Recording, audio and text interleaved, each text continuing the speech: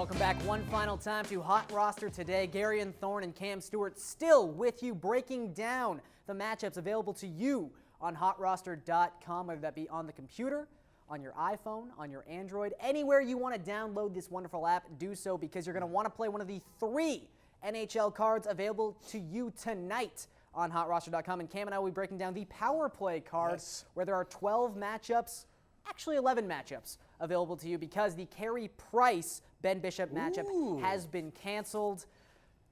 But somebody knows something. There's people looking out for you at HotRoster.com. That's all you have to know at this point. But again, 11 other matchups on this card. And let's start with a star-studded one off the top. Alexander Ovechkin against the Florida Panthers against Connor McDavid. Cam, Connor McDavid is a half-point underdog in this matchup. He gets the St. Louis Blues, obviously 2 of the best defensive teams so far this season in the NHL. St. Louis just 2 goals allowed per game. Florida down at 1.7 through 3 games. Kind of surprising.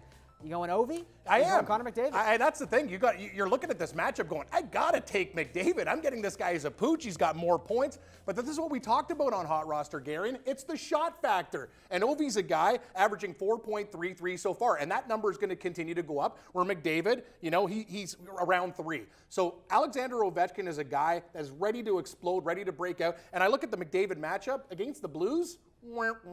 Sometimes these guys will play shutdown hockey. They've had hot goaltending. I know McDavid is the guy that's been blowing it up, but I'm going with the Russian. Give me Ovi. And we talk about this all the time. With these tight matchups, sometimes it comes down to even the most minute details in the scoring at Hot Roster. And one of the things you get a bonus point for in Hot Roster is scoring those goals on the power play. And no one has been better the last 4 seasons at scoring goals, period, but specifically on the power play than Alexander Ovechkin. A couple numbers here, Cam. One of just 2 forwards last season to play over 300 minutes on the power play. One of 3 forwards to also shoot over 20 times per 60 minutes on the power play. He was up at 24.9 shots per 60 minutes on the power play. He has no conscience on the power play. So I'm thinking that 1-point bonus for when Ovi scores against the Florida Panthers on the power play is going to be big. And also, like you said, St. Louis is an established defensive juggernaut. Florida, this might be a little bit of a small sample size aberration. I agree 100%. Ovi, shots galore. He'll get it done. Let's go with Ovechkin on this one. Austin Matthews, he of the 4-goal opening night, takes on Max Domi. Domi is the half-point underdog. The Arizona Coyotes are playing the Montreal Canadiens, and the Leafs draw the Minnesota Wild on back-to-back nights for them. Any direction you're leaning here, Cam? Yeah, I'm actually kind of leaning to Matthews. I know it's on a back-to-back, but there's this funny thing with the Minnesota Wild. They've totally changed. They're not your dad's Wild anymore. These guys are scoring goals. They're letting you, 6-3 games, 6-4 type of games. They're a totally different team. As for Domi, you're playing Montreal. It doesn't matter.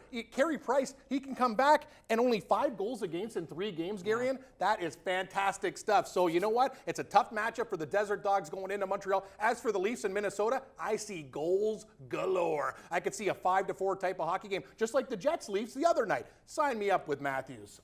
I think he'll get it done. The one thing that jumped out to me about this one, and again, we're dealing with the smallest of sample sizes here. I mean, the Leafs have played 4 games. Arizona's played 2 games so far this season. One of just 2 teams to only play 2 games to this point on the NHL slate. But Domi is averaging almost 4 minutes more a game.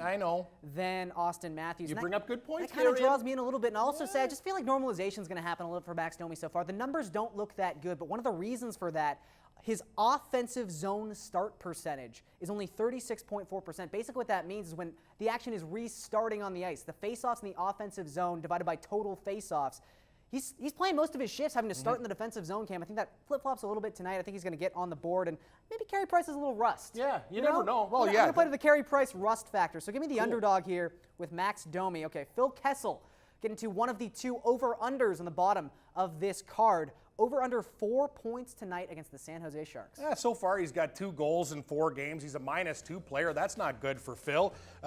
19 minutes a game, 328 of power play time. This number is right where it should be. So I'm basically saying, hey, is he going to get a goal or an assist against the San Jose Sharks? No. And I think it's very, very tough. I see a 3.5 probably for his total tonight. He averages exactly 3 shots a game. Under for Phil. I think slightly under the number. Yeah, 3.5, and the total's 4. I'm with you. I think I got to go the under here. I mean, it's just one of those matchups that's really tough. I know he played amazingly last season in the Cup against the San Jose Sharks, but San Jose last season, and carrying over a little bit so far to this season as well, the second fewest shots on goal allowed. Even though Pittsburgh's been playing a very wide open style of hockey so far this year, they've actually allowed the most opponent shots on goal so far this season. But I bring back those Corsi numbers, Cam, those Corsi numbers that I love so much. 43.8% of the time that Phil Kessel's been on the ice, the Penguins have possessed the puck. They do not have the puck this year when he is on the ice. You need that little black disc if you're going to score any points on HotRoster. So I'm going to take the under with you, Cam. Finally, Taylor Hall against Zach Parise. Hall gets the Boston Bruins. Parise on the other side of that Minnesota-Toronto matchup. And like you're saying, the Wild look kind of different this year. Happy for Taylor Hall. He had his 2 goals 4 minutes apart, too. That was fantastic. He got the win. He did a solo job for the Devils. As for Zach Parise, this is the thing. He hasn't been living up to par. He's got, he's a guy that battles back injuries, but it's the population of Pominville and the rest of the Wild that have been doing the damage. I'm telling you, though, this is versus the Toronto Maple Leafs, and these guys are a defensive train wreck. Hey, Gary, I'll tell you, he's got every number. Trust me, his calculus class, his physics class, he's passing them all. And I'll tell you one thing about the Leafs, they give up goals in bunches. Parise, I wouldn't be surprised if he had a 2 or 3.9. Sign me up. New Jersey, still not scoring enough for me. I'm with you. I think he's got to turn it around this game. It's just such an opportunity. The Leafs play a wide open style of hockey. They're on a back-to-back tonight. You got to feel like tired legs maybe involved in this game a little bit too. But Parise, the Wild are 2-1 this season. They put up a ton of goals. They've only allowed 9 goals so far this season. You'd think that Parise's overall numbers are pretty good. He's a -4. The Corsi's way down too. It's really strange. So you know what? I'm going to go with Parise as well. And that was the power play card available to you on HotRoster.com tonight. So have fun with that one. But for Cam Stewart and myself, Gary and Thorne, thanks for watching, guys. We'll catch you tomorrow.